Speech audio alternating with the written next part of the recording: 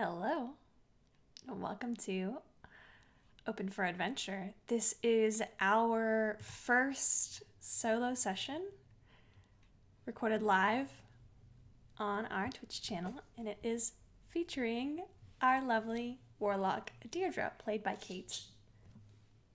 Hey. So Kate, do you want to go ahead and tell us what happened last time on Open for Adventure? Okay, so the group decided that, well, they didn't decide, they were invited to the First Lord's, you'll have to forgive me, those are my cats, the First Lord's rehearsal dinner party because Leona was invited to perform and she was very kind to let the rest of the group tag along. So the group all needed outfits that were appropriate for such a thing, and they were all outfitted. Well, it turns out that Deirdre's patron's rival, named Veronestra, decided to pay her a little visit and gave her a dress for her to wear. The party was fine, it was lovely.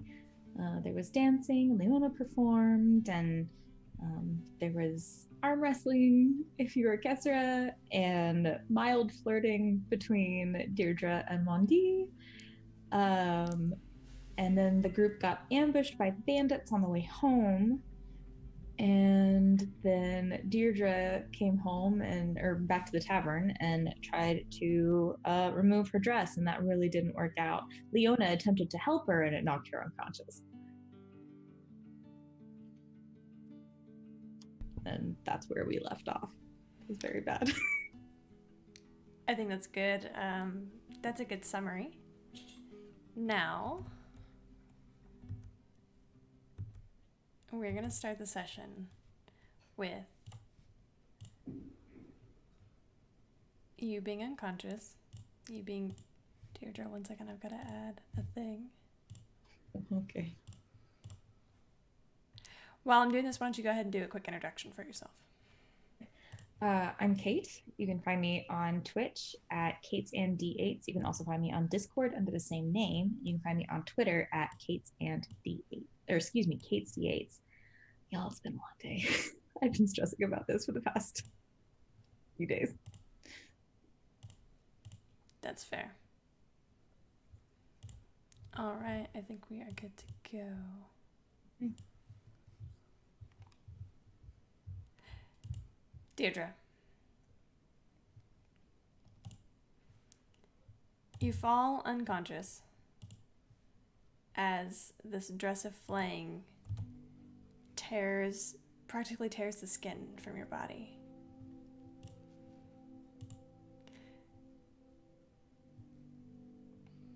The world goes black, inky black, as you slip into the eerily familiar void. What are you thinking about?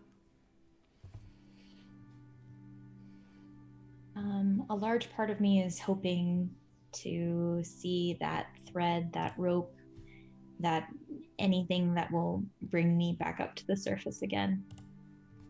But I'm not sure I'm going to see it. And it scares me. Probably more than the dark itself. You look up and out and all around, and you remember the last time that you were here, you saw a pair of black wings extending from your back. They are nowhere to be found. It's less that you are falling quickly, as if pulled by gravity, but more like drifting downward, like through water.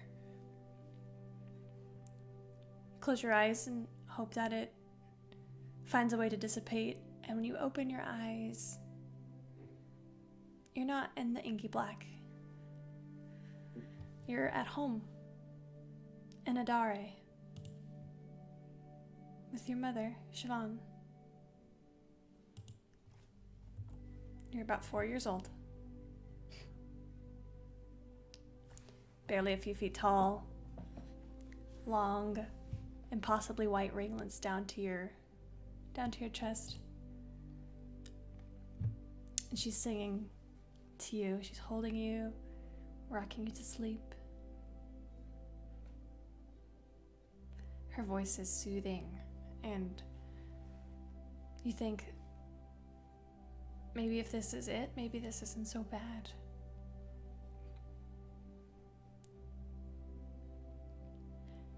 You can feel the sleep start to pull at you, and you let your eyes close, let it take you.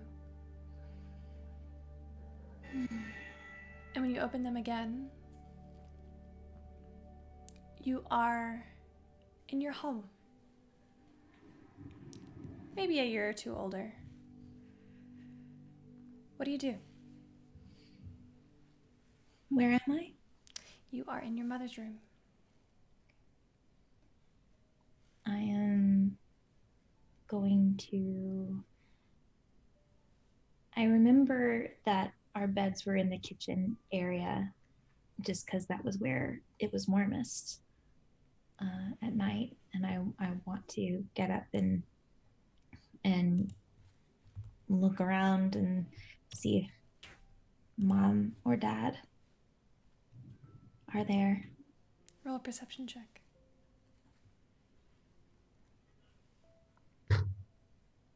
Natural 16. Plus 2 is an 18. You look around and you don't see them, but you can hear your mother in the garden singing. And you look outside of the window and it's early morning, so you figure your father is in his workshop. And with that high roll, you notice something that you haven't really seen before under your mom's bed. A thin box. Some kind of very ornate wood, just peeking out from the edge. Gonna get down on my hands and knees and I'm gonna pull it out. I want to see what it is. Of course. I've never seen this before. Of course not. You grasp. You look down and you see your hands are impossibly small because you are only a few years old, maybe like 5 or 6 at this point, and you pull this box and it looks like a large, about the size of a book, of a large book. And across the front are beautiful glyphs carved in ornate silver and gold. And somewhere in the back of your mind, you know that you can read this. It's not common, though. And you don't quite understand the word, but you recognize the sounds, and so you can say the word in Celestial, but you don't know what it means. And you notice that there is a slight groove around the side so that it does open. And there is a small silver latch on one side.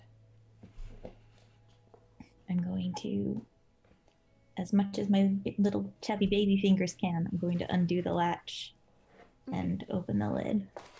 Make a dexterity check. Okay.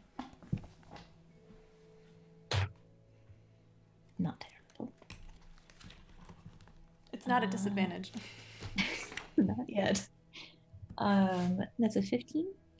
Okay. It doesn't take you very long. You slip your little nail up and under and it opens. And this box opens and you smell, it's cedar. It's very aromatic as the kind of light colored wooden box opens. And it is a book on the inside. A book that seems impossibly old, but also still in perfect condition somehow. You seeing through the eyes of Deirdre now recognize that this is something incredible, but as a small child, Deirdre, you just think that this is very pretty. And on the front, it has that same celestial word. It's very pretty. I think I want to open it. If there are any blank pages, maybe Mama will let me draw on it. You flip open to the first page. The first few pages are You've seen tapestries in some of your friends' homes kind of depicting scenes from various parts of their family's history, and this reminds you of that. On the top left of the front page is a brilliant sun, and it shines down over a great field. And on the field, you see an image that looks a little... you don't really understand it, but you see a lot of figures coming in from this way and a lot of figures coming in from this way, and they seem to be colliding in the middle. And there are beautifully painted giants in the background, massive creatures. It seems to be some sort of event. Oh. Looks like somebody's already drawn in here. You turn to the next page. And you see in the center is essentially a round table with all sorts of incredible looking people who of races you haven't seen before, don't really understand. Some of them are only represented as figures of light. They don't actually have forms. It's a little confusing, but they are sitting around at a table together, and the center has glyphs in it, more carvings like on the front of the book. But they don't really mean anything to you yet. Okay. This reminds you of when your mother and your father sit down at the table after they've had a disagreement, and they're trying to talk their problems out with each other and with you. And flip the page again. This is how they learned? Flip the page again, and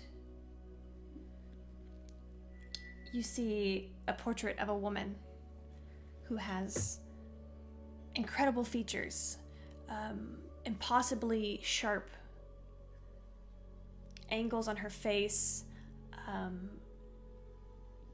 very thin but noble and regal, with a heavy brow and very light blonde hair that goes all the way down her back. It's pinned straight. And underneath her picture you see Akalia, the first keeper, written in Celestial. Wonder who she is. She's really pretty. I like her hair. And there's a small passage, but it's written in very small print, and you probably don't pay much attention to it. You keep going? Mm-hmm. The next page is a woman who looks a lot like her, but her features are softer, gentler, rounder. Her hair is wavy, and it is a little darker, and it is not as long.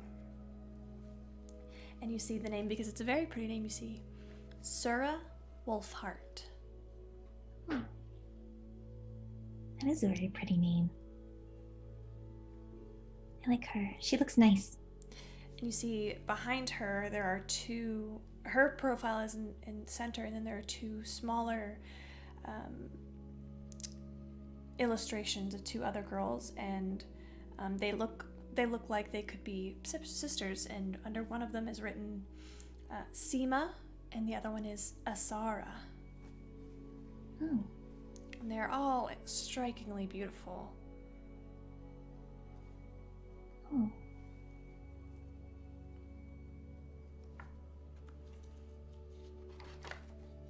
I wonder if Mama will do my hair like that.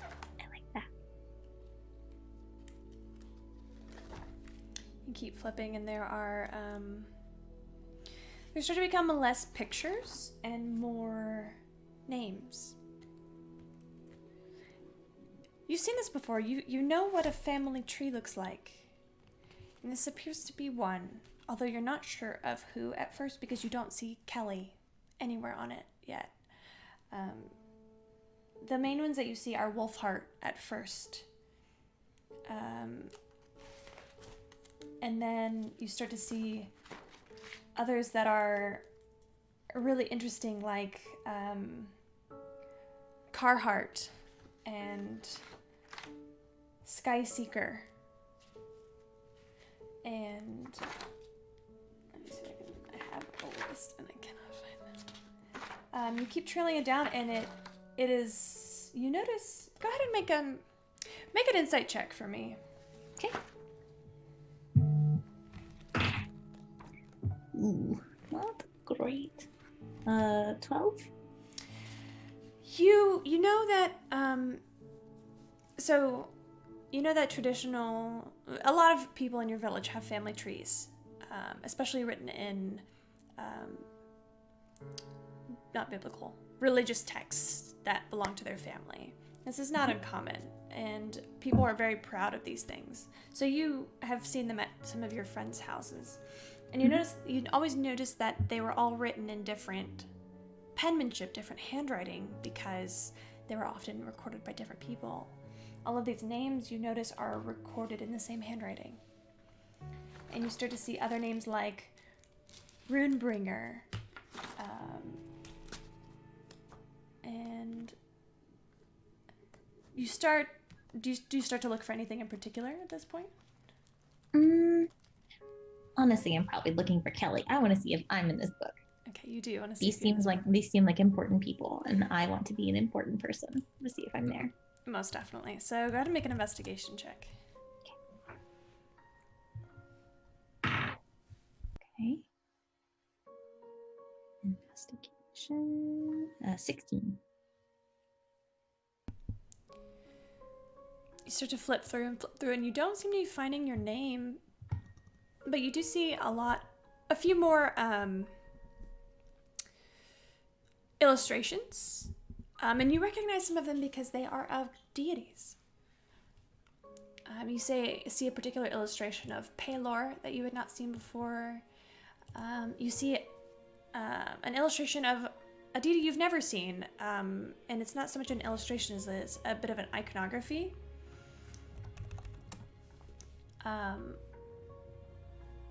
And it is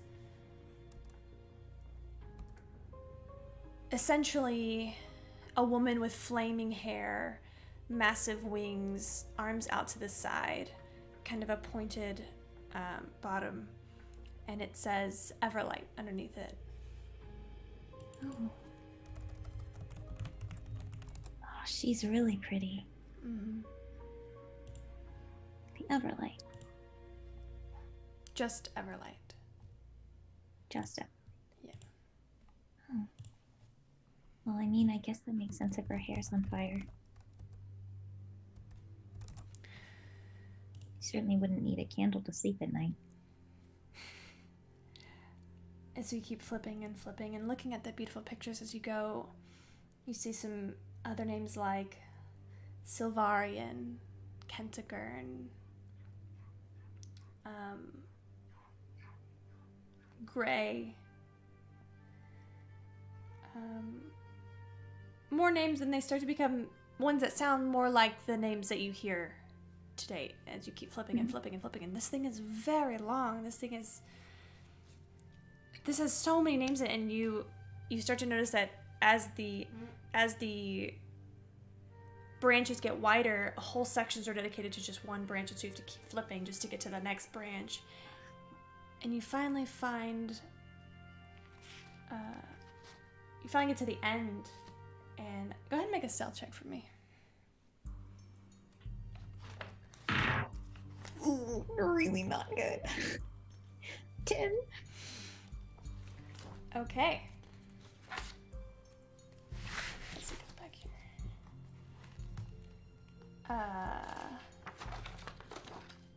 You start to you see a picture of a particularly funny looking man, and you start to giggle. Deirdre, what are you doing? Mama, what is that? I found it. It was under the bed. I've never seen it before. She gets that regular angry look on her face. She snatches it from you, flips through it, and closes it immediately. Sorry.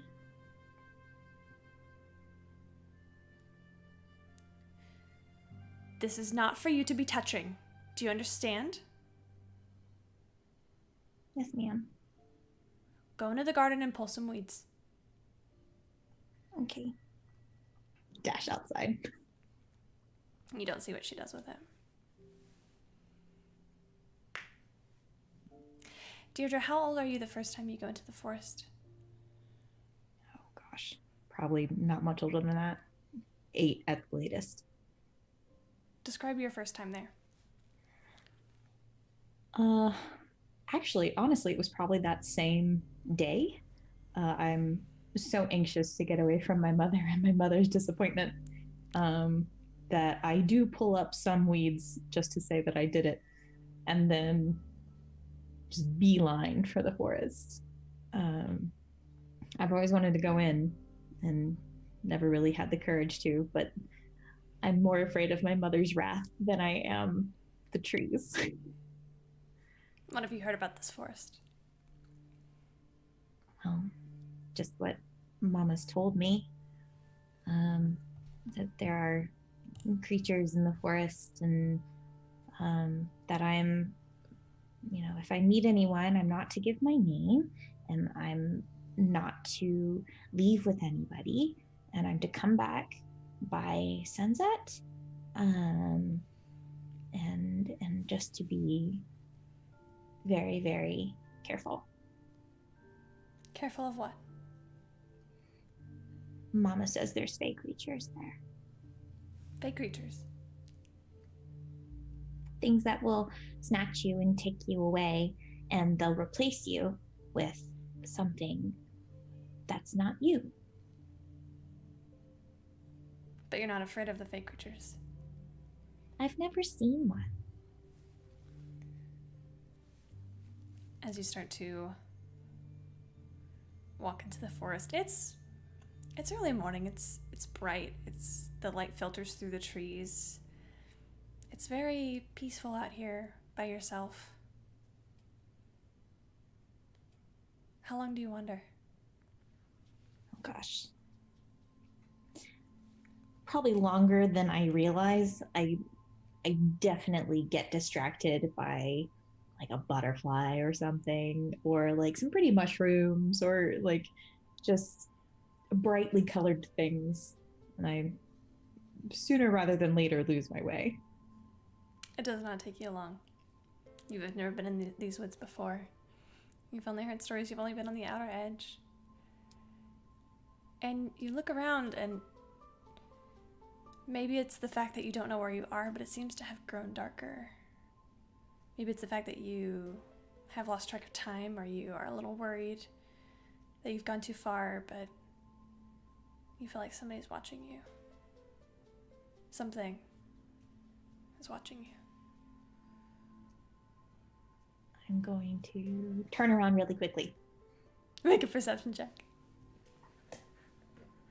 Hey, that's not bad. Perception 18. You don't see anybody as you turn around really quickly. There's nobody there.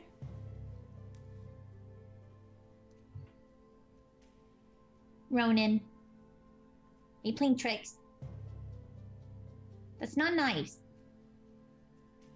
I'm gonna like pretend to turn around really quickly, and then I'm gonna turn right back around. Make another perception check. Oh, that's bad. 8. Ronan's not there.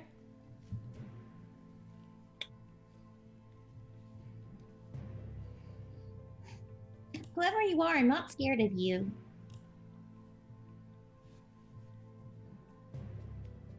My mom is scarier. You hear a chuckle behind you. I whirl around really quickly. I'm starting to get dizzy. You turn back the way you had originally been facing, and you see a man. He's very tall. Dark skin, long, darker hair. And he's wearing just regular plain black robes. He's leaning against a tree. Oh. You might be scarier than Mama. We'll have to see about that, won't we, little one?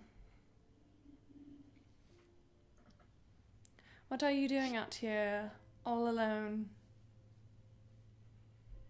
Nothing. Like a Mama told me to liar. pick some weeds. Like a liar. Not lying. No.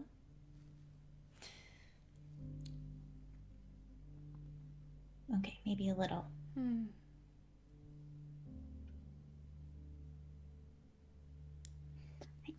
I've never been in the forest before. Probably for a good reason, I imagine. Mama says it's dangerous. Oh, it is very dangerous. Is it? You don't seem dangerous. I mean, you look scary, but...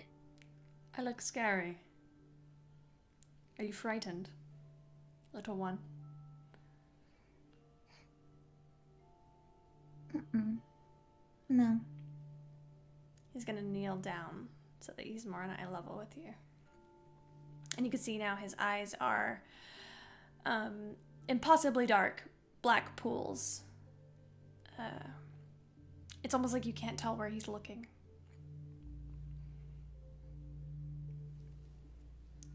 Who are you? Hey. I'm...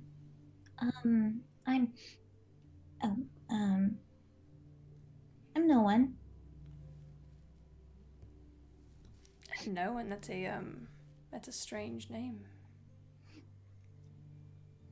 Mama says I shouldn't give people my name.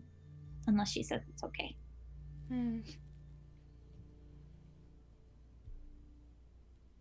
you think she would approve of me?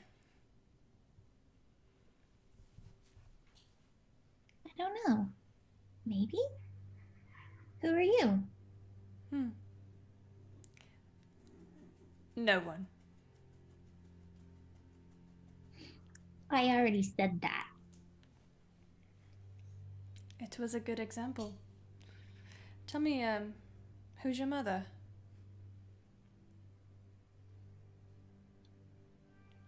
She's the midwife down in the village.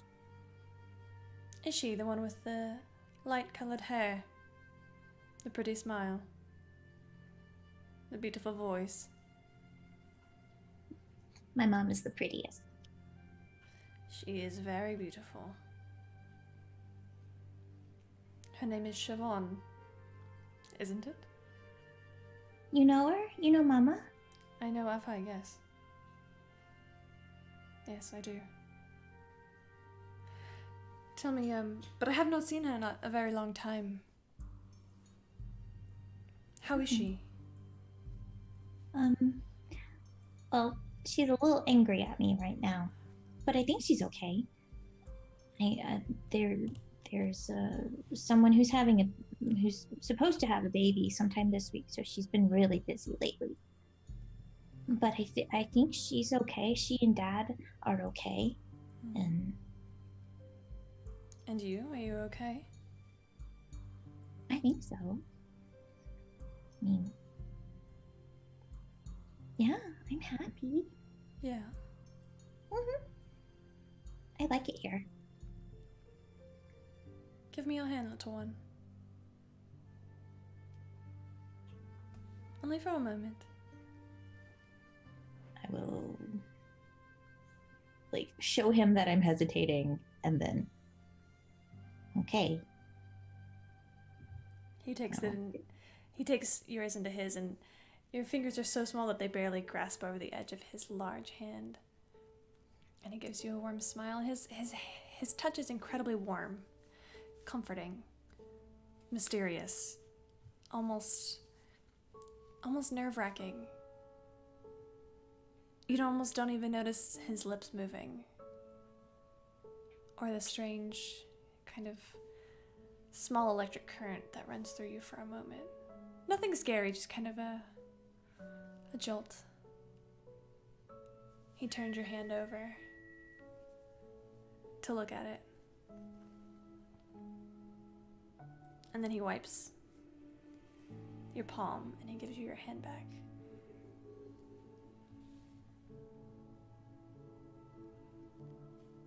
What was that for? I was only checking something. Never to fear, little one. Now, how would you like me to take you back home? Okay. I think Mama's gonna be worried. Probably. We don't want her worried now, do we? No, she really gets really angry when she's worried. Oh? What does she do? She gets this really mean look on her face. Let me see it then. She just looks down at me and puts her hands on her hips. And she just goes, Deirdre, what did you do? Except she says it sterner because she's really scary. I'm terrified. I know, it's so scary. What did you do to anger her this time, Deirdre? I got into a book.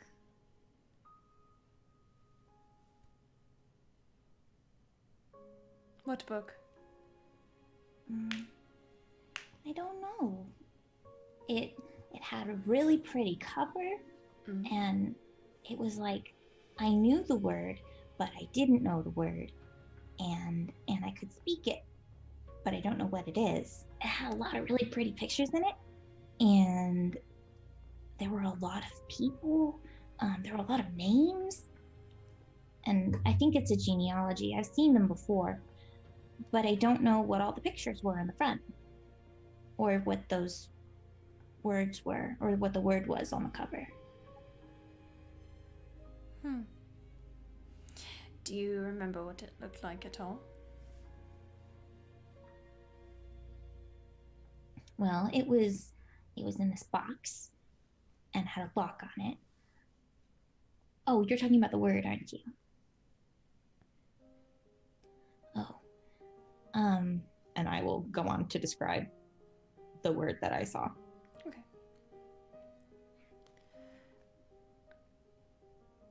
You know, little one, you should really stay out of this forest. Do you know why? Well, Mama says there's fake creatures here, but I've never seen one before. Never. How do you know if you saw one? I don't know. No? No. What if I told you were talking to one right now? I want to take a good look at him. I want to see if there's any defining features that I could, classify as fae. Roll a nature check? Okay.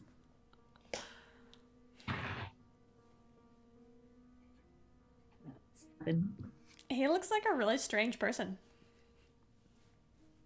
Nothing like you've read about in the stories. He doesn't look like a little sprite or a pixie. He doesn't have wings.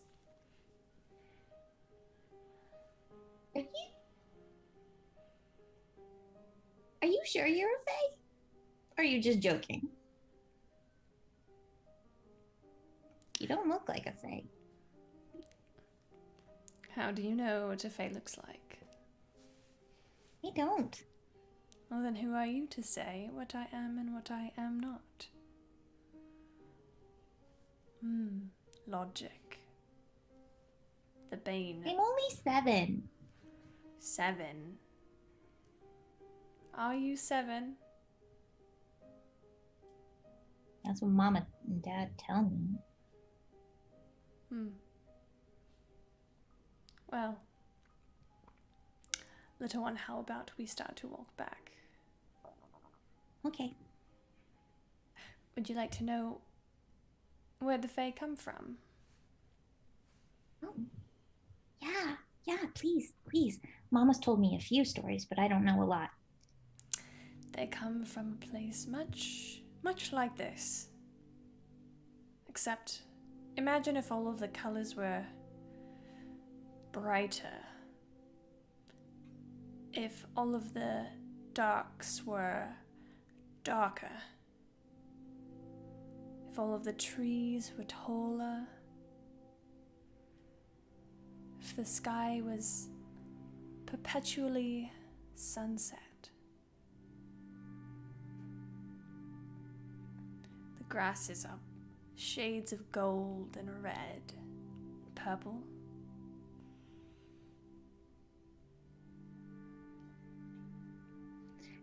Do I believe him? Roll an insight check.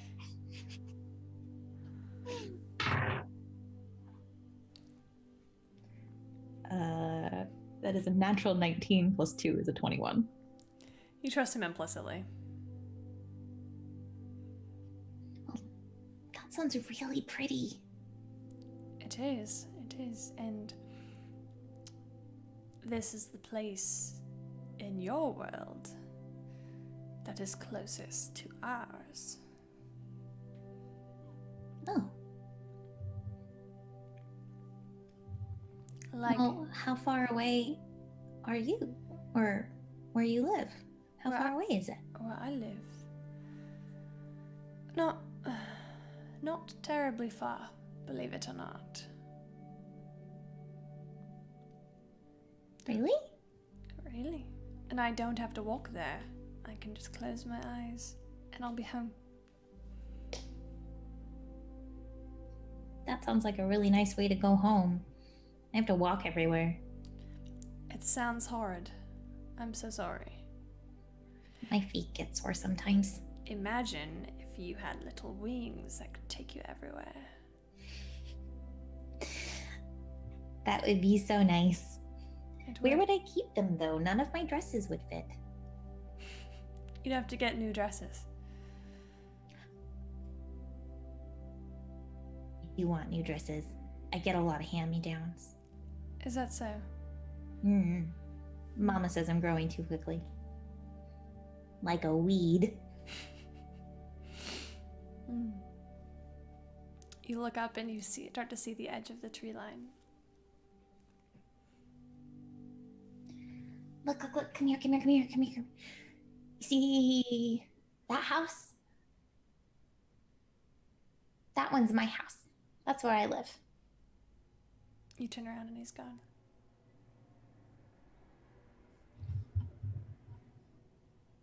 Probably closed his eyes and went home. I walk back. Deirdre, where have you been? Look at you, you're filthy. Where have you been in the forest all this time? Just on the edge. Roll a deception check with disadvantage because it's your mom. Oh. That was almost a natural 20. Oh, God. Nope. A 10. She grabs your ear and starts to drag you back to the house. Deirdre? Sorry. I'm sorry. I just wanted to go, and I picked weeds. I picked weeds like you told me to. You've been gone for 3 hours. What? I've been worried sick. Where have you been? Okay, so I picked weeds for a little while. And then I just wanted to go to the edge of the trees, but then it was so pretty in there, Mama. I'd never seen anything like it. How many times have I told you not to go into the forest, Deirdre? A lot. If I've told you once, I've told you 100 times. You are not to go there. Do you understand? Say it back to me. Don't go into the forest. Why? Because it's dangerous. Why? Because there are fey creatures there. And? They'll take you away. Yes. And do you want that? That's what I thought. Now go pull some more weeds. Okay. And shoo the bunnies away. I'm getting tired of them. Okay. Hey, Mama. Yes, Deirdre. What do you think it would be like if we had wings? What did you just say to me? Repeat that. What would it be like if we had wings? Our feet wouldn't hurt anymore. It'd be really nice. Wouldn't have to walk everywhere. Well, we don't have wings. Nope. Run along. Okay. I will go finish pulling the weeds and getting rid of the rabbits. How long does it take you before you go back into the forest?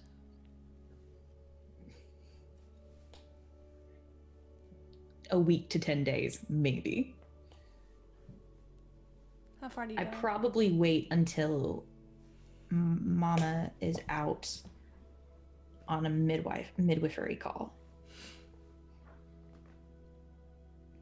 I'm too young to be of much help, so I'm usually left at home when that happens. Where do you go? Mama's gone for a long time. Mm-hmm. Where do you go? I go right back to where I was initially. Yeah. And what do you do there? I close my eyes and I think really, really hard about going back home. Then I open them. And I try really, really hard to try and grow wings.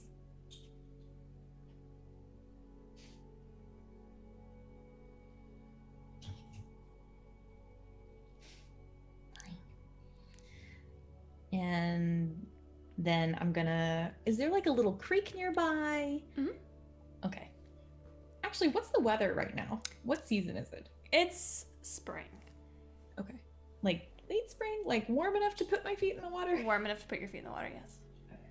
You're also in a very temperate part of the world, so. That's very true. You're in Texas, essentially. So it's essentially summer. What did you say, investigation? Yeah. Okay, 13. 13? Yes. Doesn't take you long to find it. You know it's here somewhere. You've heard Ronan talk about it. And all of his boasting of him going into the forest. I used to go here all the time. And there's a little babbling brook. Oh, there it is. I'm going to just immediately sit on the bank and dip my toes in and kind of watch the fish as they swim by. You watch the fish and you get caught up in the thoughts of a 7-year-old, and for a moment you remember current Deirdre. You remember 28-year-old Deirdre who is floating up above. And then you feel something soft by your side. There's another person with you, and his feet are in the water. Oh, it's you. Hello. Hello again. I see you survived your first encounter with the forest. Yeah, but I almost didn't survive Mama when she found out. Was she very angry? Did you tell her about who you met? No. Huh. She was too angry. I didn't want her to get any madder. That's understandable. Mothers can be that way sometimes. Tell me, Deirdre.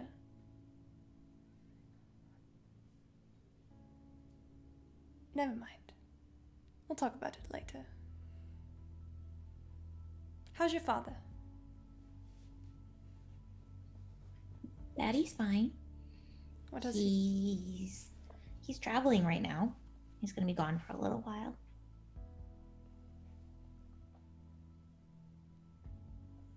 It's just me and Mama for a little bit.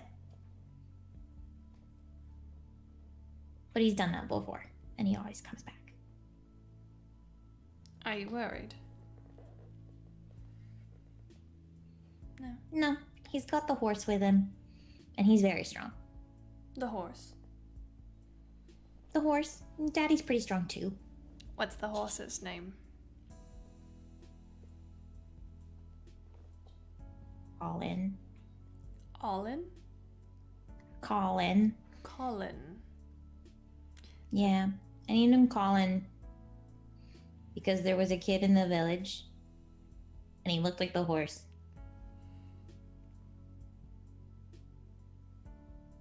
Mama said it was mean. It is. Daddy laughed and said we could keep the name. But I had to apologize. Did you mean it? No. He's just little. And he's very nice. We're friends now. Even after you named your horse after him? He thinks it's really cool because the horse is so big. It's so much bigger than the rest of us. And he thinks it's really neat that he has a really, really big, strong animal named after him. I suppose that is one way to look at it. Yeah. Do you want to see something? Sure. What is it? He's going to hold out his hand, and from it he's going to grow a small flower. It's an amaryllis. Oh, that's so pretty. How did you do that? Have you not seen magic before, Deirdre? I mean, like, just no. You haven't seen magic? You've never seen your parents, your mother do magic? I mean, no. Mama's just a really, really good midwife. She's never lost anybody before, but I don't think that's magic. No. She's just a really hard worker, and she's very good. I'm sure. Mm. Well, some people, certain people, can access magic. I bet you if you tried hard enough, you could too. I tried your closing eyes trick, and it didn't work. It took me a very long time to learn how to do that. Is it easier to grow a flower? Much, much easier to grow a flower. Would you like me to teach you? Yes, please. Hold your hands together. Like this. He's going to take his hands and cup them under yours. And he says, now, think of a flower.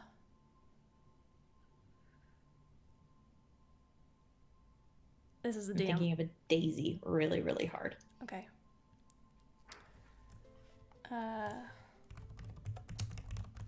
One second. Mm-hmm.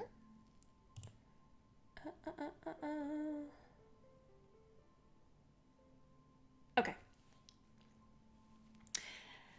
You start to think, and you feel something sprout from your hands. And you open your eyes, and it's a daisy. Oh, did I do that? What do you think? I don't know. Your hands are on top of mine. So it could have been you. You're very clever. Did I feel anything when that daisy was created? Any magic or anything? Yeah. Do I believe it was me?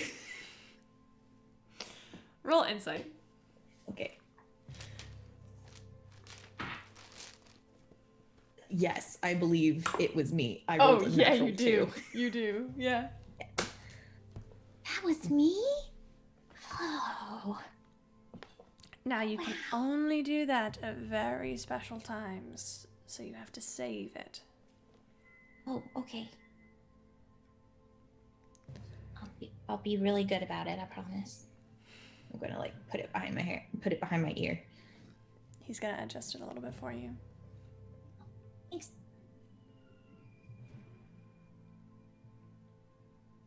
How about we just sit a while? Okay. You can tell me about Can I watch the fish?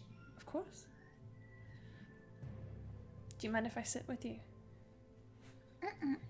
No, you can sit right next to me. There's enough space.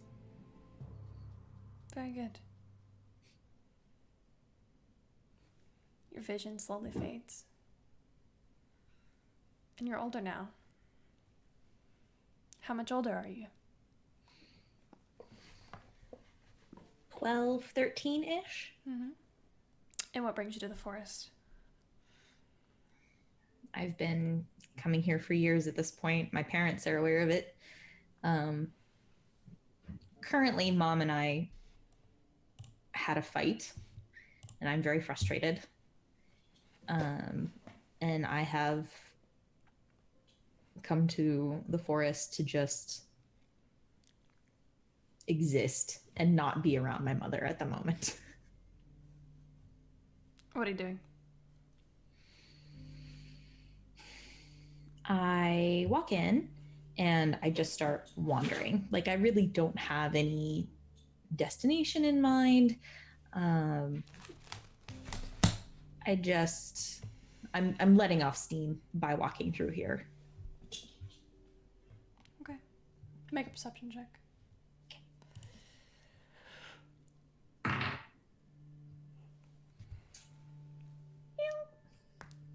That's an 11. You start to walk on this makeshift trail. It's not a human-made trail. It's some sort of natural. And you walk by this tree and you almost don't even see him. Oh. Hi. Hello, little one.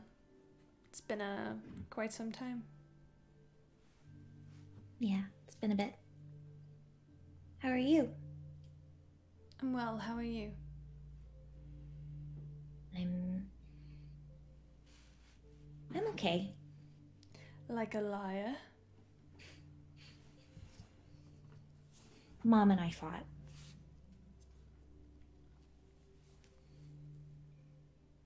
She thinks I should be assisting more when women are giving birth. And I want to help. But she just wants everything done a certain way. And when I don't do it immediately, she gets mad.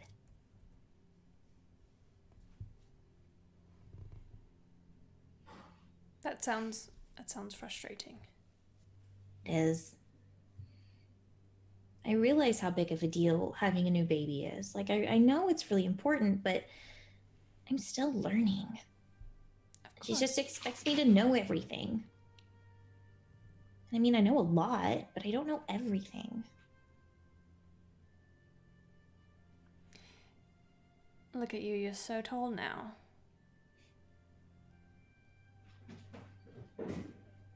Dad says I grew about 6 inches in a week. I don't think that's quite true. But my dresses are getting a bit shorter. I'm going to need some new ones soon. Hopefully there'll be room for those wings. You still hold that over me. It was pretty adorable. I was 7. And now you are older and much wiser. I'm 13. Of course. I'm much wiser, and I know that I can't get wings. Of course. As much as I might like them. Absolutely. How is your mother? Is she well? She is. A little stressed. It's spring, so there are several women who are pregnant at the moment. And so she's a little stressed out. But she's fine. Have you had any strange visitors at the house recently? Had we?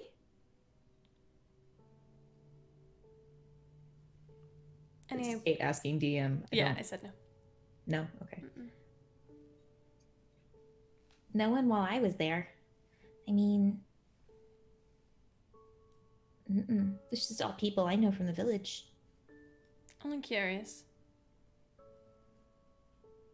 You want to go to the creek, then? Sure.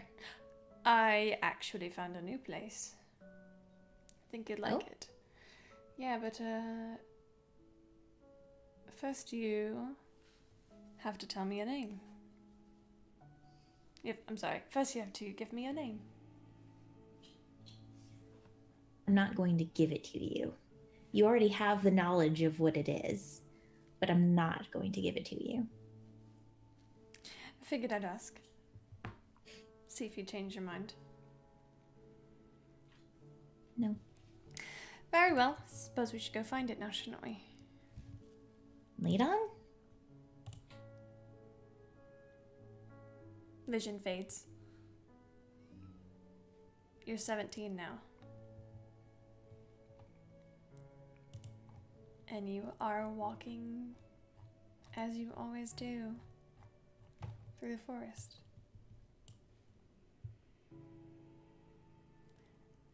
Out of nowhere, he appears once more. Little one. I'm not even surprised by it anymore. Little one. My friend, it's good to see you. Likewise. Are you taller still, little one? I have not seen you in quite some time. You did have to add a little bit of lace to the bottom of my hem. Yes, I might be a tad bit taller. See, now you're only a head taller than me.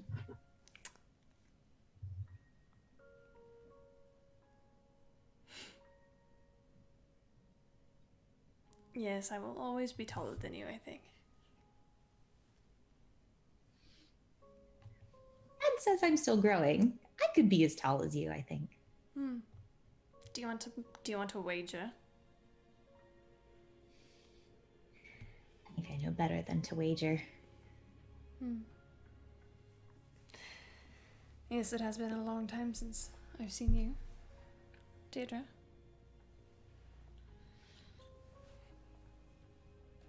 It has been a bit. I've missed you. And are you, of course.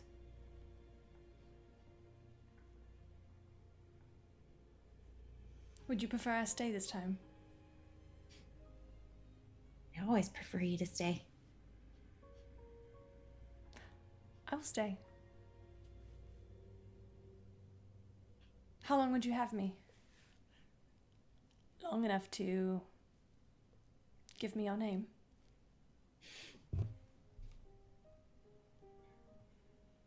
I would have you stay for as long as you wanted to stay. I might give you my name.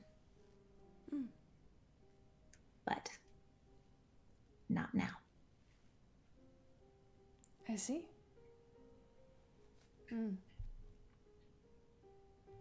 Come.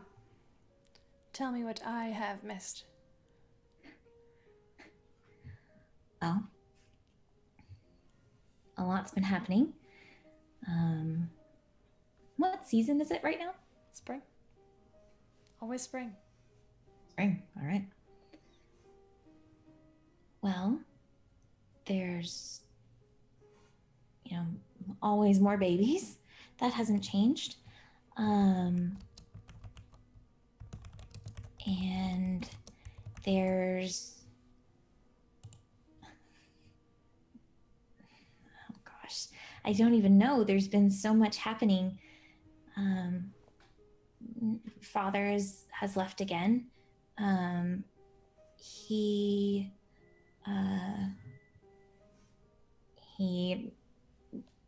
created this really gorgeous piece of jewelry that someone commissioned for him, and so he's left.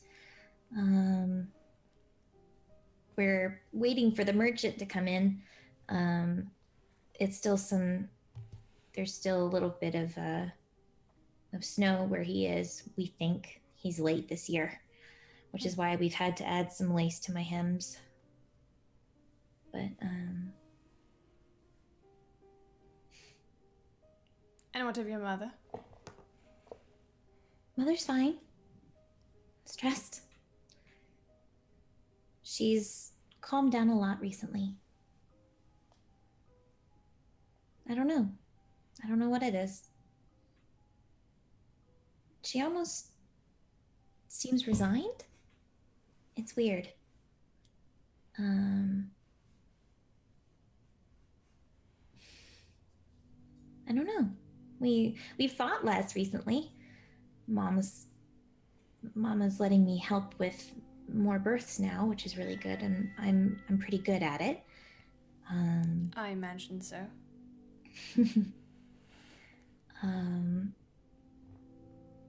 Oh, Father did buy a new horse recently.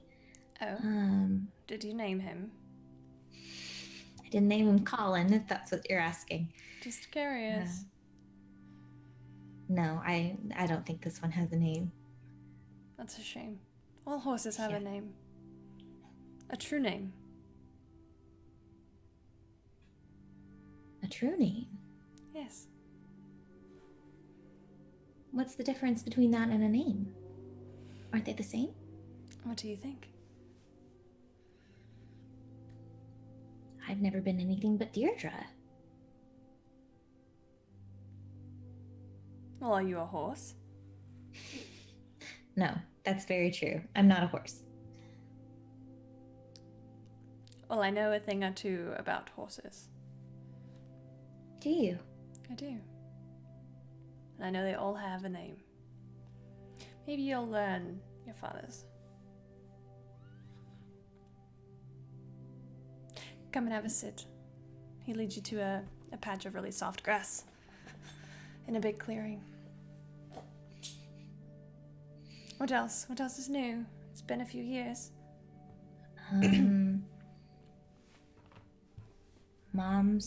Mother's garden is doing really well.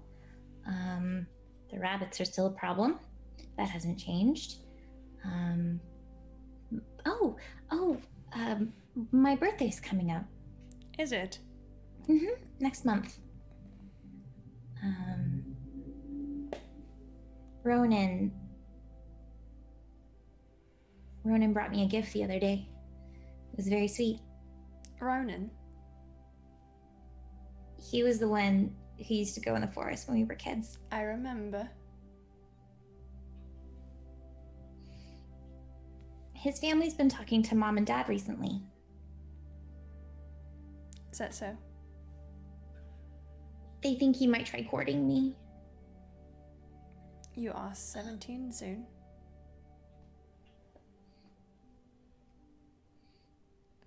Yeah. He's very nice. He's very sweet. He's going to be a blacksmith. He could work anywhere.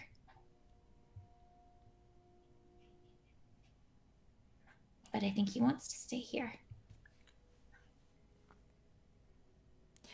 For what will you wish on your birthday, Deirdre? A marriage proposal from Ronan, perhaps?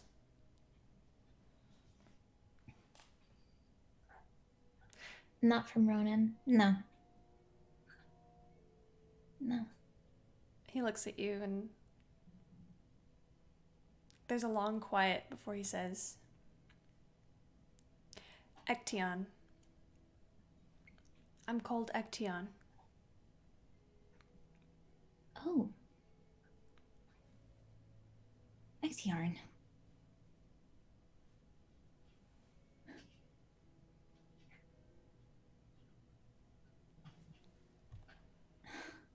That's a lovely name. Thank you. It's a bit long. You can't imagine how it's spelled. I get a lot with mine too. And I am going to very slowly lean in and just kind of like brush the thumb over his jawline. And and I'm going to pause for a second. I'm going to search his face. And I'm going to lean in And I'm going to kiss him. He is going to stop you just at the last moment. Deirdre, are you certain? I will only warn you once that there is no going back from this.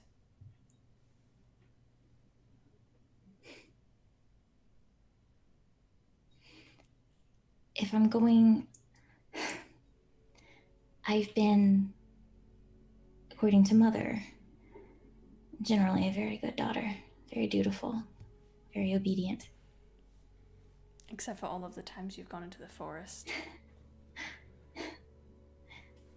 Yes. If I'm going to be foolish about something, I think I want it to be this.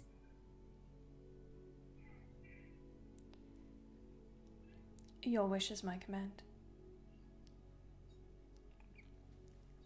And he will kiss you.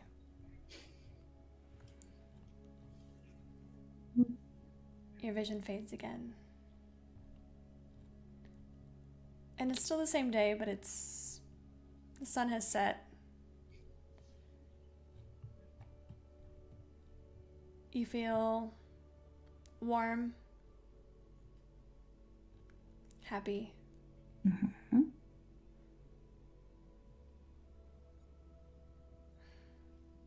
And as you lay there against his chest, he brushes the hair out of your face and he says,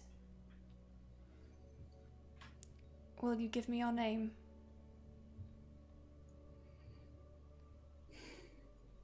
I am going to take a deep breath. I'm going to look him straight in the eye.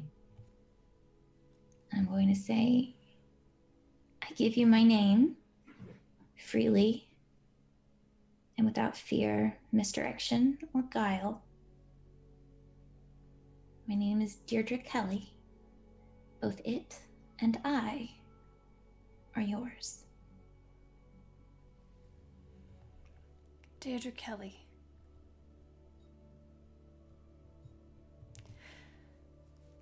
I am Ection Valarian of the Sealy Court, god of Pegasi, lord of horses. I give you my name and my blessing. And he kisses you. And everything else fades away.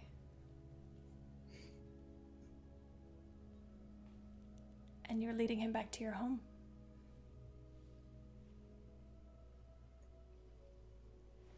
What do you say to him?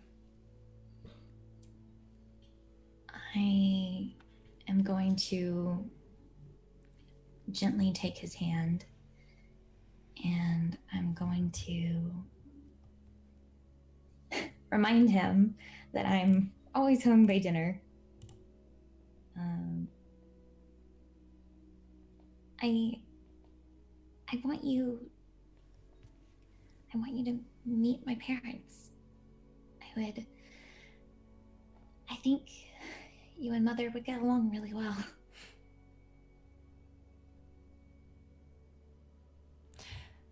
I will go with you. And then afterwards, I want to show you something. Okay. Is that your house up there? I tried to show it to you when I was really little, but by the time I pointed it out, you were gone. I wasn't gone. I thought you'd closed your eyes and wished yourself home again. And I will lead him Deirdre. down into the village. As you get closer, he's going to kind of pause. Something wrong? No. Are your parents home?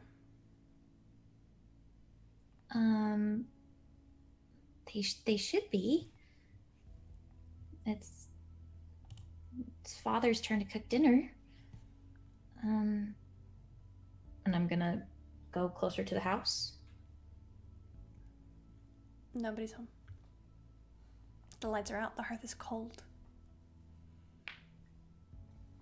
I'm going to, investigate the interior a little bit. Roll investigation check.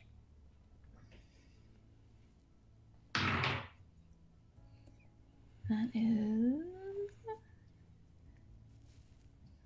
a 14. Doesn't look like anybody's been here for a few hours at least. It's quiet. That's so strange. The horse is gone. There's not a, you don't hear anything. You don't hear birds. You don't hear the wind. It's all quiet. When we were coming into the house, I kind of gestured for Actaeon to stay outside, mostly out of manners than anything else. But now I'm a little bit worried. Mom? Dad? No one answers your call. Huh. That's so strange. I'm gonna peer out the back window to see if Mother's in her garden and we just missed her when we were walking past. Roll perception.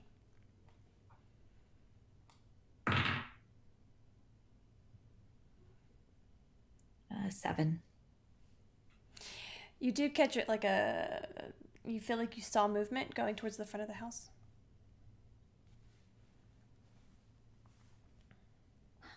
Mother?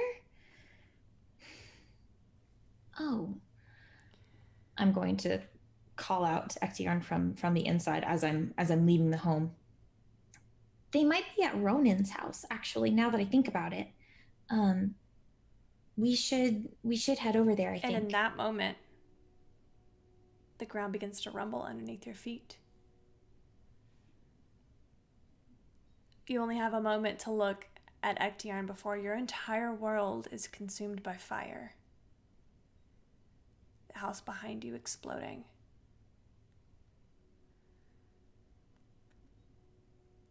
It's darkness. Pain. Agony. You feel like this is it. Again, this is the end. And you're pulled from your 17-year-old self into your 28-year-old body. And you open your eyes for a moment and you see Leona. Kesra? Mondi! And then you're pulled back under. And it's pain, misery, darkness. Listen to the sound of my voice.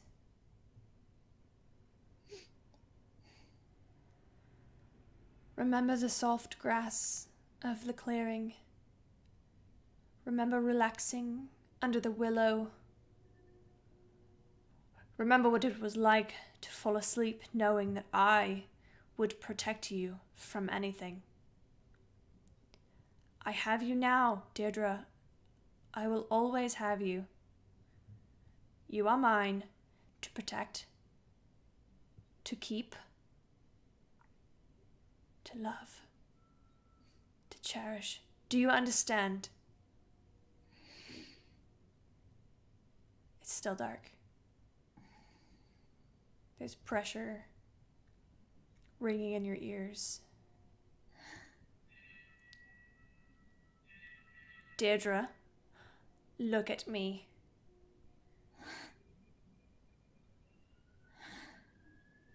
You can't feel anything. Your body is not responding to your commands. You're so tired. You open your eyes for just a moment and you see Actaeon's face. And there's a warmth that you're barely aware of enveloping you. And you drifted. You remember then and now you have no voice, had no voice, no body, no mind of your own. Then you could feel the presence of someone beside you. Listen to the sound of my voice, it commanded. And you can feel the intense desire, a compulsion. But now, you do not feel that. Then you could hear, "You are mine, to protect, to keep, to love, to cherish.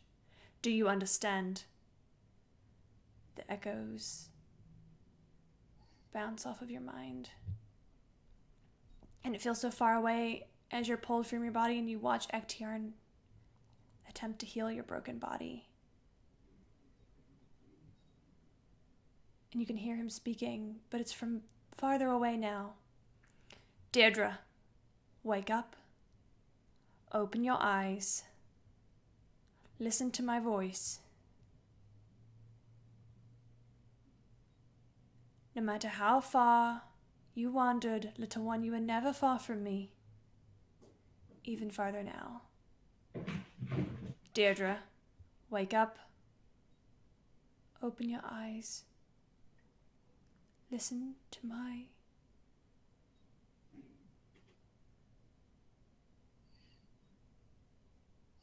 And then it's quiet. Fades to black.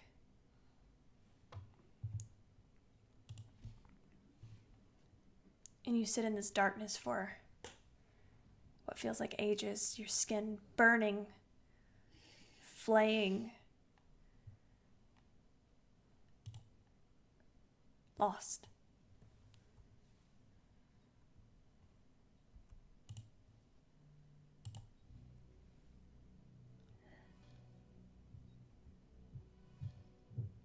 What do you do?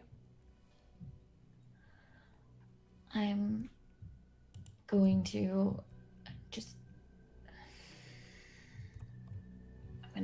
I don't have my wings, I don't have anything, I don't have the thread, I don't have the rope that I remembered from that first time.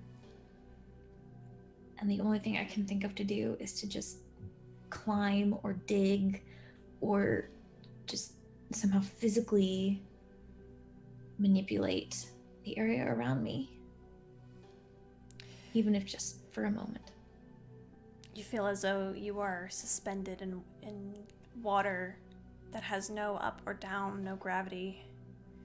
You float weightless, tumbling head over heels. And then you start to sink a little lower and you feel the ground beneath your feet. And you are in paradise. The trees are tall. The sky is a sunset. The grasses are green and gold and red and purple. Deirdre. He walks up to you. There has been... I cannot explain quickly enough.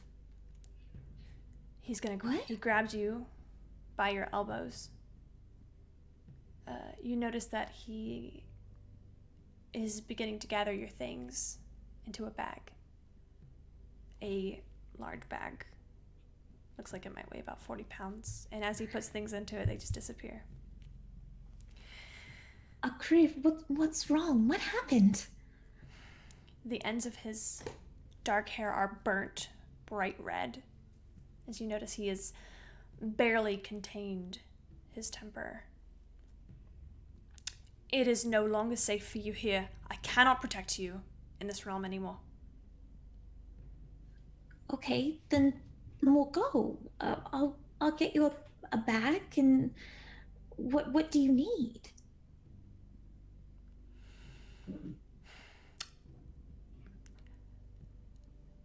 No, Deirdre. You are returning to the prime material plane. I must stay here. I cannot go with you. But I can offer you some protection. You may call upon my power that I've given you as much as you are able. Over time, you will grow stronger. Listen, I don't have time. We don't have time.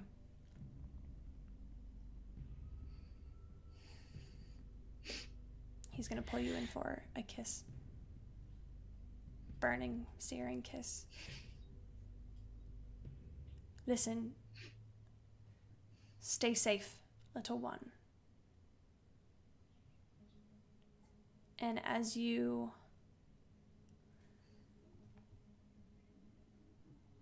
let go of the kiss, you see that something about his face has shifted, and it's something you've never seen from him before.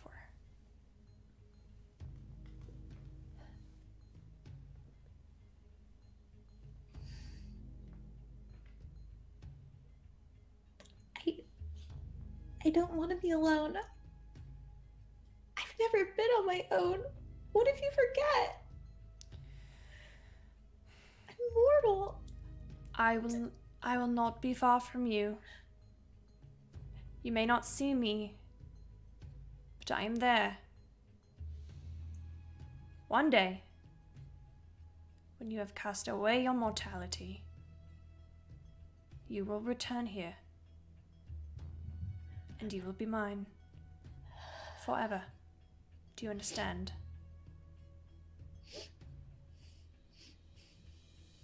I'll figure it out.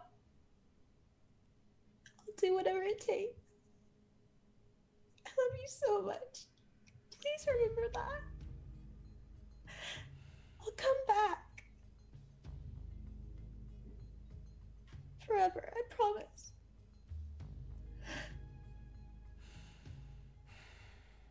He's going to take your arms and he's going to close his eyes. And you feel you feel a lurch in your stomach as you are transported from your home. And you are in a darkened forest. It's quiet. Deirdre. Faybreach is a short walk past those trees over there. You have been gone for 7 years, your time. I know it feels much longer and so short at the same time. But that is the nature of my home.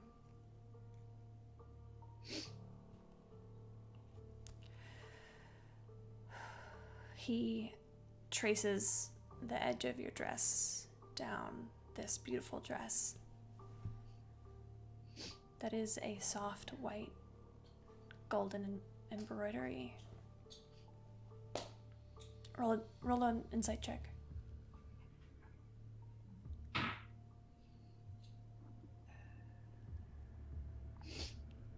22. He's stalling.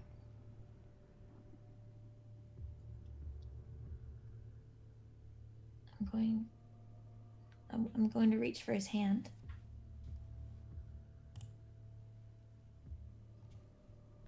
I'm going to take it between both of mine. I'm going to kiss it. Just please don't forget. I promise I'll come back. Just please don't forget. He's gonna take your hand in his hit your head in his hands. Stay safe. This dress, it will protect you. Find some others who you can travel with, who will bring light into your life. See all of San Maria and beyond. And this is very important. Do not stay in one place for too long. Okay. You are mine, Deirdre. Nothing will ever change that. Always.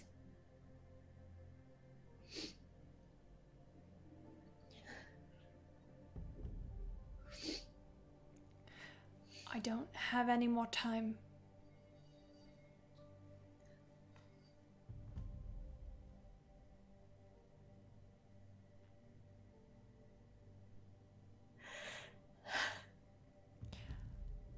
I will find you again. Okay. Will you tell me when it's safe to come back? I will find you.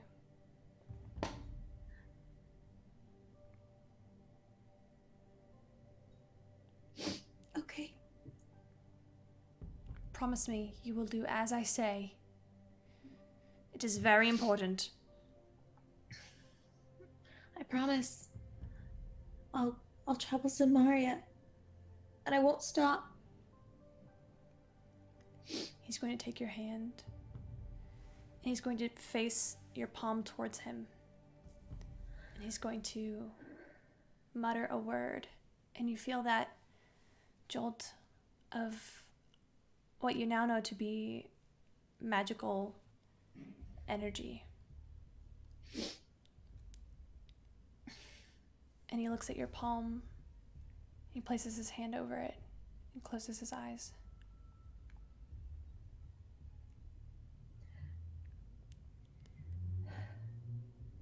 Stay safe.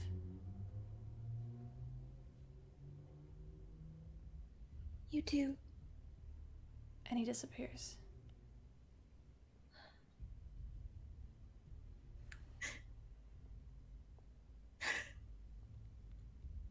And your world goes black. And you see yourself falling, black wings extended, and as you look down on your body, the wings start to disappear from the tips inward.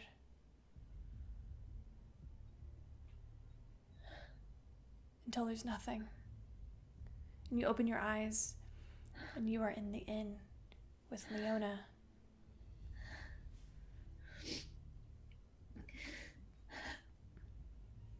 Just with every ounce of energy I can muster, which is not a lot,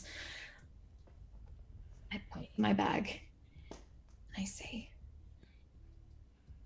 write in the journal.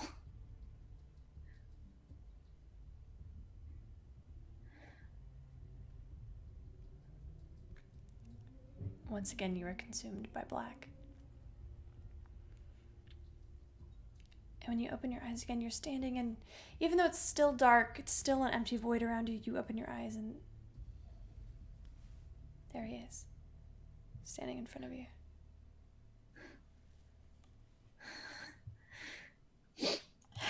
Make a wisdom check.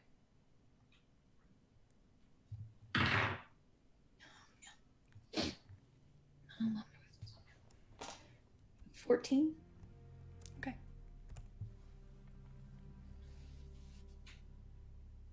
He stands there in front of you. What do you do?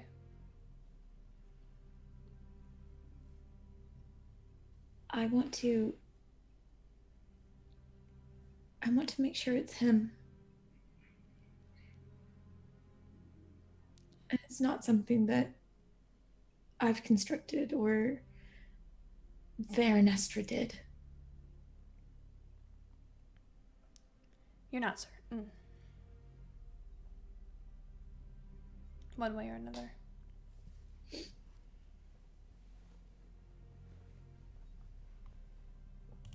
Then I'm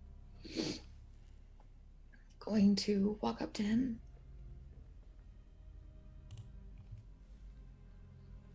And I'm going to say,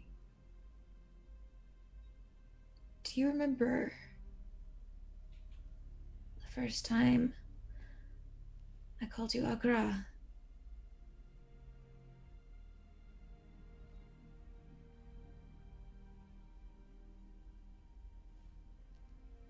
I do.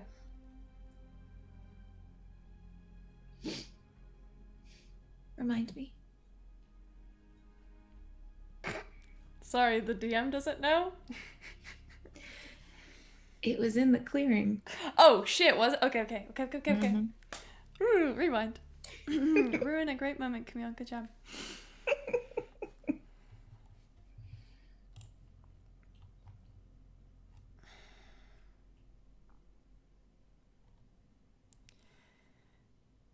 It was 1 month before your 17th birthday.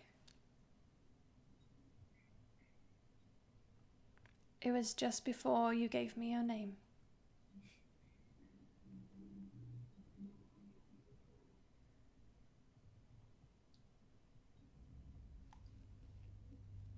And I'm just going to throw myself at him. He feels surprisingly solid, for even though you understand that this is not entirely reality. But just because it's in your head doesn't mean it's any less real.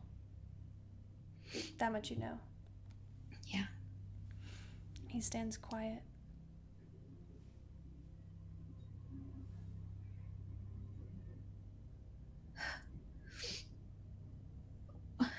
What is this place? Where are we? What's going on? Why are you here? I mean, I'm very happy to see you, but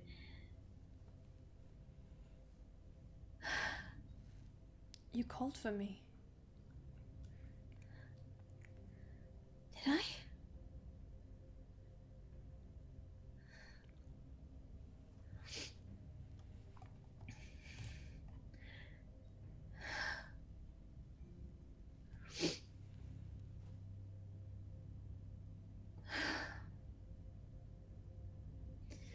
I think I stayed in one place too long. What happened? Veranestra was here. I see.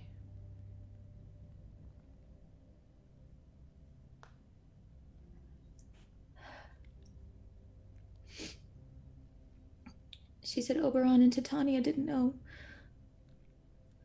that you'd been visiting me. I think she means to tell them. I'm so sorry. I didn't mean to. It's alright. There's nothing for you to worry about.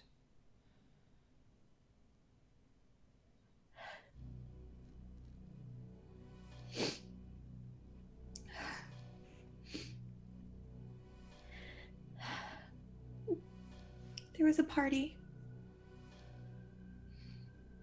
One of the lords here is getting married. And one of my friends got invited to perform.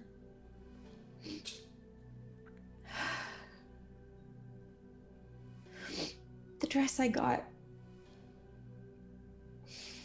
I should have checked it. It was from Veranestra and I put it on anyway. I thought you knew better than to accept gifts from Faye. I didn't know it was her until I already had it on. I told you to stay safe, Deirdre. I'm trying. I don't know what all this is. I cannot protect you. I know you can't. I have friends. They're helping. And we're leaving as soon as the wedding's over, I promise. Deirdre, you are dying.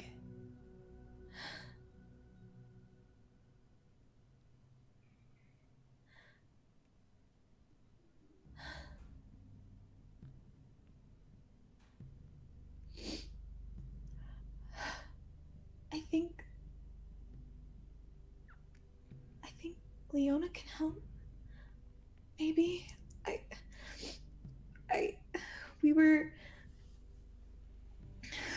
Some bandits tried to rob Mondi and Are you really going to spend your last moments explaining?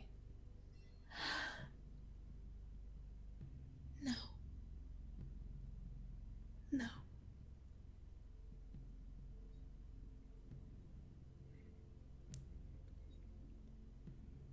I'm glad you're here. I'm always here. I'm sorry if I've disappointed you. I've tried. I know.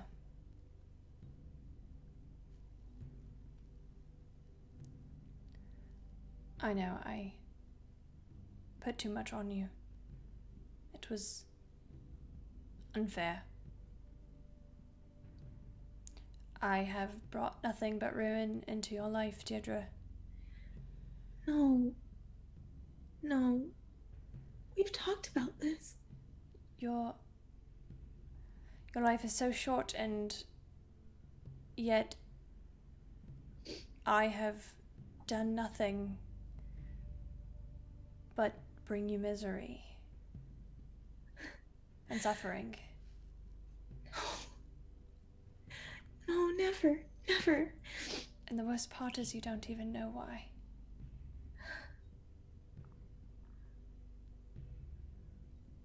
I'm sorry, Deirdre. I'm so sorry. For what? Everything.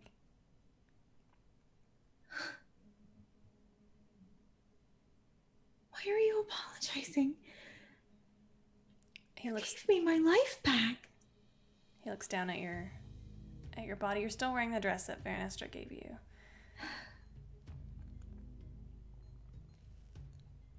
No, I didn't. I took it. You never had a choice. Not really.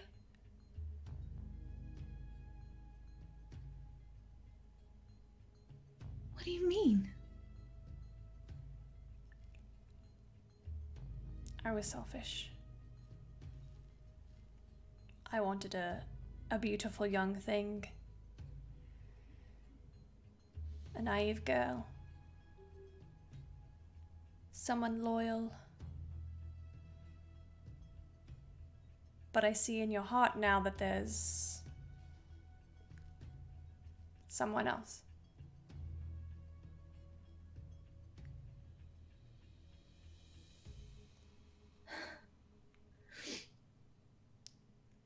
Yarn. They told me that this would happen. They? Who? It's of no matter anymore.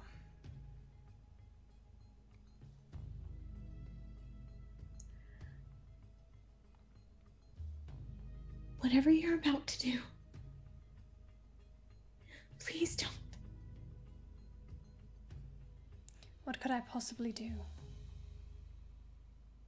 What could I possibly do that is worse than what I have already done to you? It would be mercy to let you go now. No. No, it wouldn't.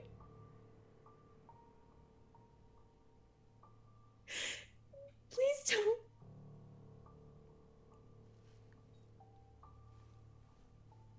Please. Shh. No, don't. Don't cry, Deirdre.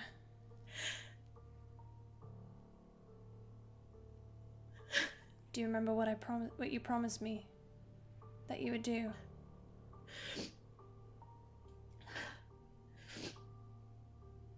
I told you that I would look for a way to achieve immortality. I'm doing that. I told you I wouldn't stop. And I won't. Not for anything. Not for anything. Not even if I asked you.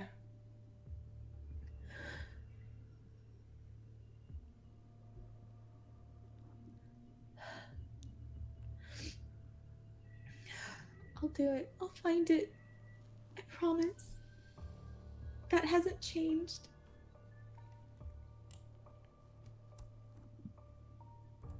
I love you. And you gave me not only a much longer life than what I would have had on my own, You have given me so many gifts that I could not even begin to hope to repay. You aren't supposed to accept gifts from Fae, Deirdre. If I'm going to be foolish in something, Ectiarn shifts into Vernestra.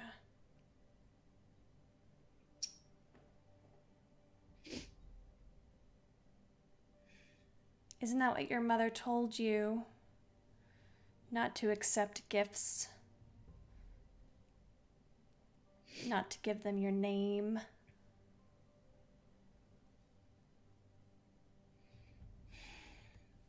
Ectiarn wasn't the only Fae watching you. who else? Me, obviously. I saw I knew you that the two first time I met you. I saw you two that day in the clearing. It was quite riveting.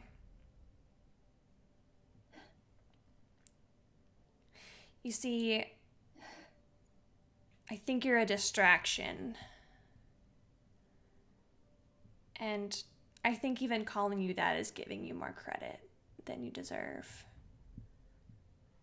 Because I don't think you are who Ectiarn thinks you are. Who else could I be, Vernestra? Oh no, I think you're Deirdre. Deirdre Kelly. Daughter of Siobhan.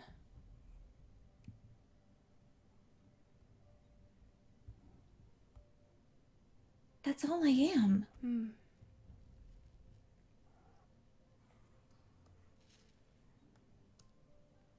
Why do you think Ectiarn picked you?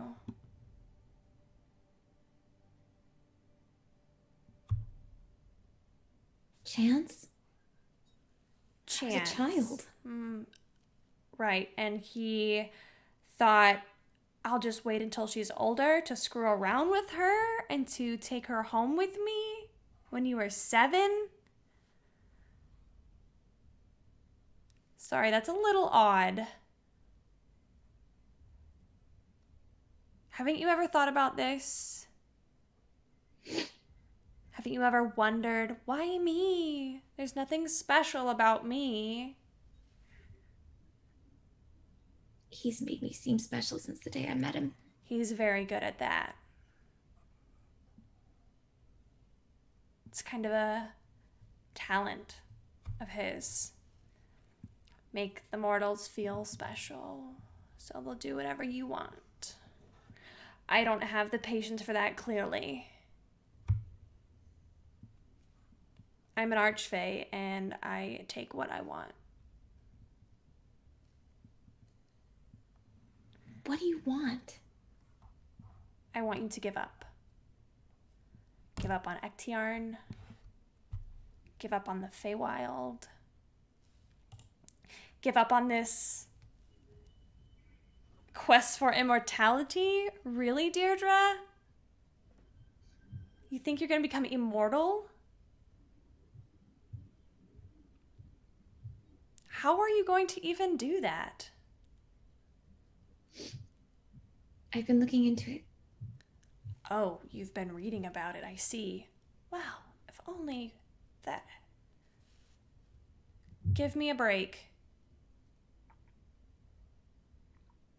You're going to grow old and ugly and wrinkled, and Ectiarn is not going to love you anymore. It's still more attention than I have ever gotten. And it's far more than he's ever going to give you. That's really cute. That's really cute. I'll remember that one.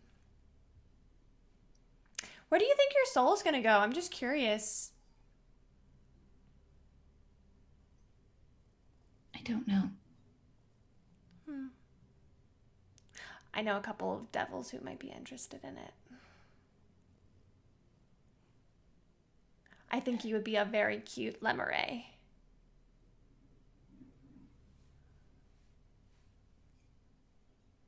You have no control over me or anything about me, Faranestra. Well, you're dying and it's because of me right now, so I would say that's wrong. That's just me. Oh, to think that we went all this time without Tatiana ever meeting you. She would have been so jealous. You mentioned. Yes, how she hates to see a beautiful thing. Trust me, I know. You're lucky Oberon never caught sight of you. He's the one person Actaeon can't say no to. Oh, and if he ever laid eyes on you, it would be over. He loves celestial heritage. What do you think Actaeon's job is at court? What do you think he does? He serves Oberon. And what does Oberon do? He's the queen's consort. Yeah, and everyone else's too.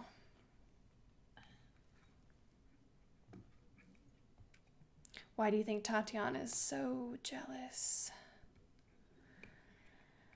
And Actaeon is right there beside him through it all, to share in all of the intimate glory that Oberon gets. Did you think you were the only thing pretty he's ever seen? He's an archfey. I know I'm not. Well, at least you're not totally stupid. Listen, I can spare your life right now. And I will. I will. In exchange. You know what I want.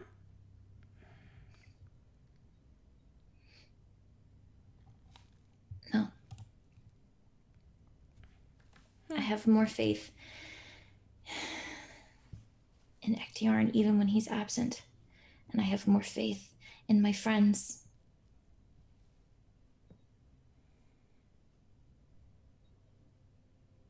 No. Are you sure? What if I told you? What if I told you that it would save Actaeon? From what? Exactly. Well, since you don't want this deal, I guess I'll just let you die. Cool. It was a good chat.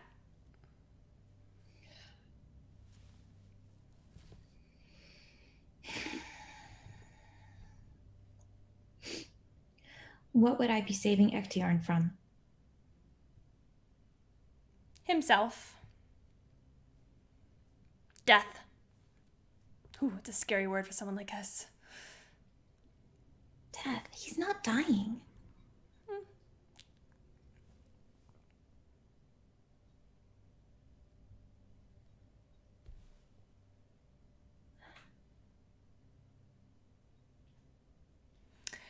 Well, I tell you what. How about instead of a deal, I'll make you a wager. I like this. I'll make you a wager.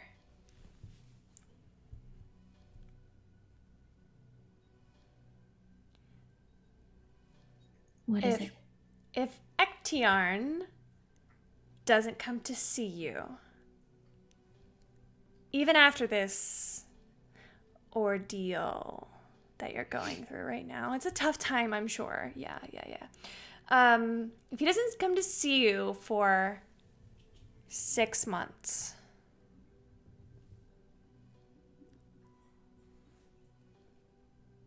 then you're mine.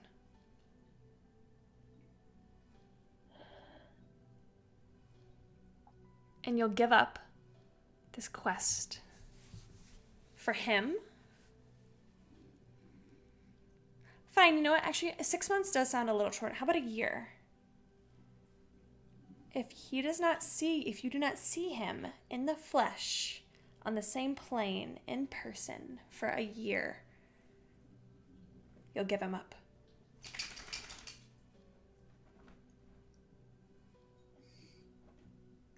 if you have as much faith in him as you swear you do, I'm sure he's going to come back for you. Right? If you're so important to him.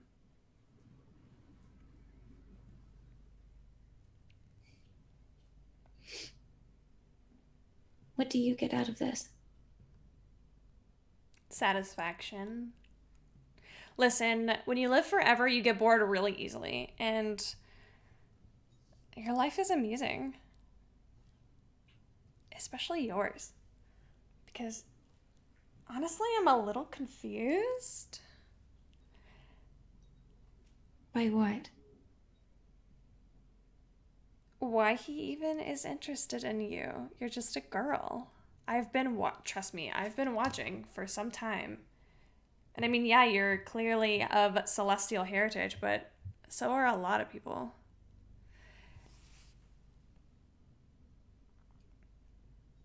I don't get it.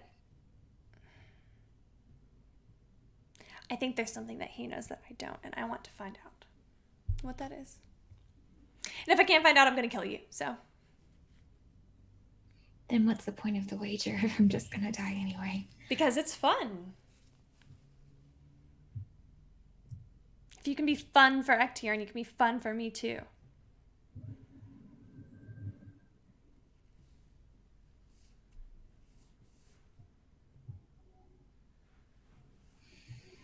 Why do you want Ektiarn so bad?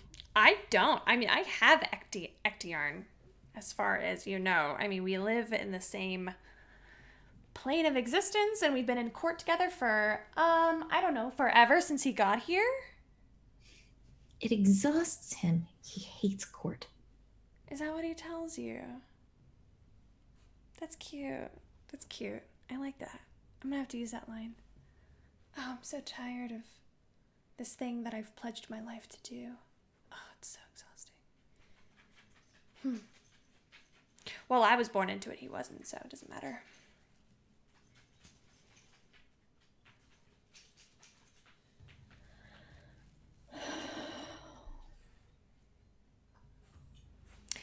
You can either rely on your friends who you've known for like 2 weeks. You can rely on Ektiarn,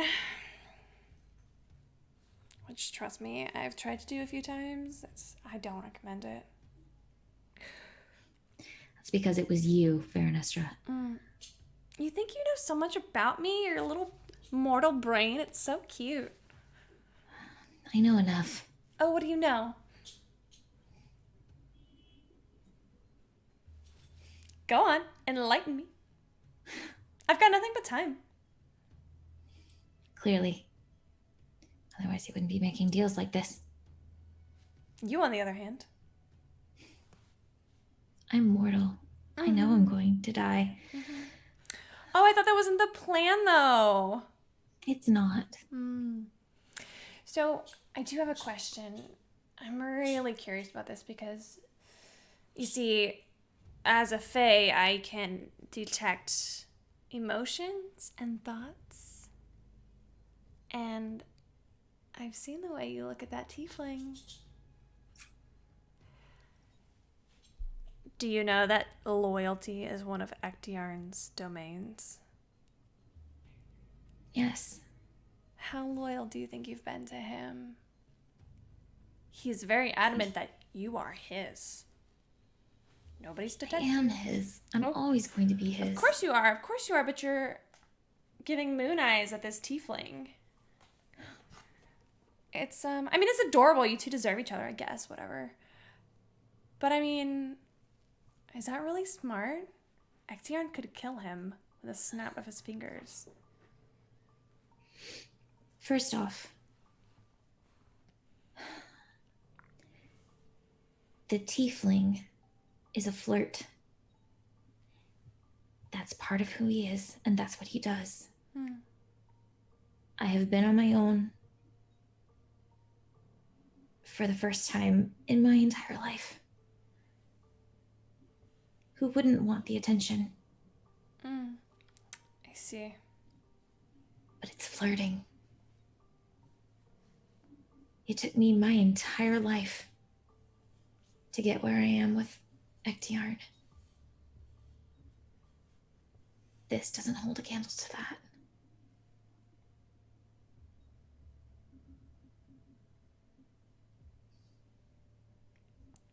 Roll either a performance, or not performance, roll either a perception. No, persuasion or deception, whichever one it is.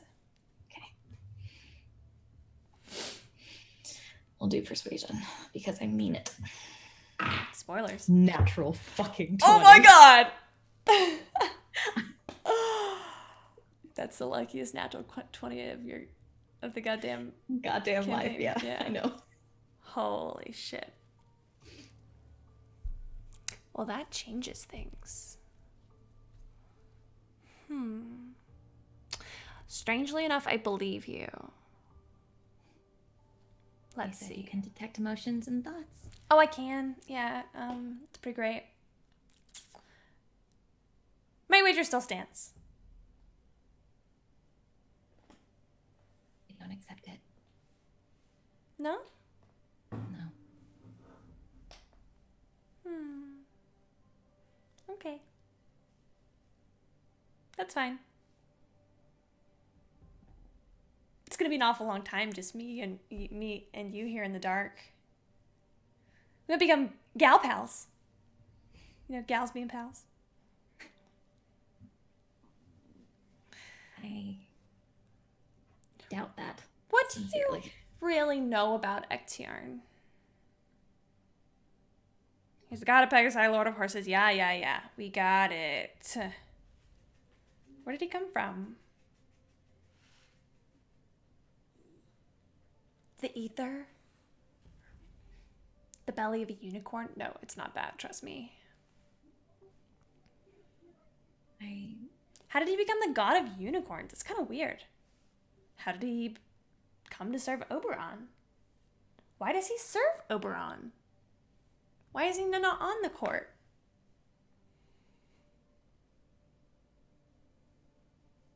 Big questions for a little girl. You probably haven't worried about them before. No, it's totally cool. I get it. Got bigger, more important things to worry about, like choosing a jewelry for your new tiefling friend.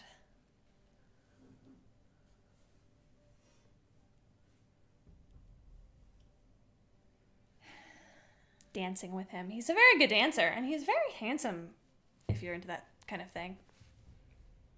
I don't blame you. He's very handsome, and he is a very good dancer. He is a very, very good friend. I care about him very much. That's a shame. Why? Oh, nothing.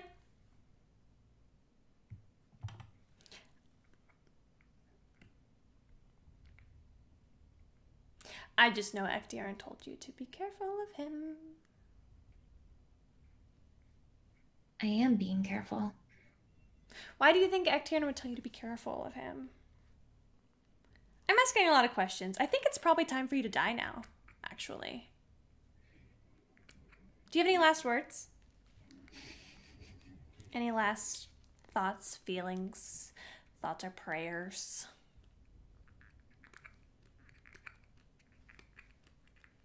I'm genuinely sorry. The years have been so cruel to you.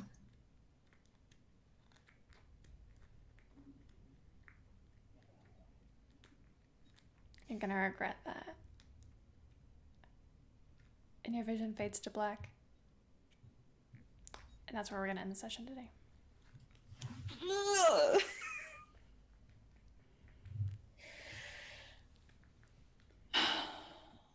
You stress me out. I love you. I love you too. Jesus H. Christ. That was fun, wasn't it? Everybody's gonna be signing up to do one-on-ones now. God. I think I got like 18 messages. Nobody texts me. Listen. I was the one crying on stream. That's probably why. That's fair. That's fair. Well, we will pick this up on Sunday. It's gonna be great. I'm stressed. We'll see all of you guys on Sunday at 4 o'clock Central Standard Time, where you will find out if Deirdre lives or dies. It's going to be a very good time. Hopefully her friends will roll really well. God, please. Please. Mindy. Nevin. Kesra. Whatever. No, she is Kesra. She is Kesra. That's just who she is. That's just who Kate is now. No. Please. Please, I have spent too much money on art. Speaking of spending too much money, did you guys know that we have a merch store? It's really cool. And you can get Christmas presents from there for yourself and for other people. Like this really cute green t-shirt. This is a small. These run actually true to size. If you get the tri-blend shirts, they run really small. Well, I took the crop tops off because they're like made for babies. The sweaters are very comfy. Check out the link. Sorry, guys. Check out the link in our Twitch Daily Bop. It's down there. Yee. Kate. Yes. Thank you so much for agreeing to do this, even though I know it was gonna stress you out. Ruin me? You've been a great sport about all this. Yeah. I will be on Discord after this for you guys to yell at me. Kate, you want to go ahead and sign off? Yes. Yeah. And Kate. I'm so ready. I have a lot to think about. Get me out of here! I'm Kate. You can find me on Twitter at KatesD8s, and you can find me on Twitch and Discord at KatesND8s. And I sometimes regrettably play Deirdre. I am the DM. Camille. You can find me on Twitter at CamilleDoesDND. You can also find this channel on Twitter at Open4Adventure. We will be back on Sunday at 4 o'clock with the whole crew to find out the consequences of Deirdre's decisions that she has made. This is going to be a weekly thing that we have every either Thursday or Friday. Probably Fridays. We will have these one-offs or solo sessions with the crew, and it will rotate depending on the storyline. This time it happened to be Deirdre. Next time you don't know who it's going to be, so stay tuned for the drama. It's going to be very good. Guess what, guys? While I was doing that, it sounded like I was stalling. I wasn't stalling. I should have been stalling. Now I'm stalling while I open up Streamlabs and get rid of these freaking credits, guys. I am a professional streamer. I know what I'm doing. The most professional. Yep. Okay, we're ready. Bye, guys. Bye.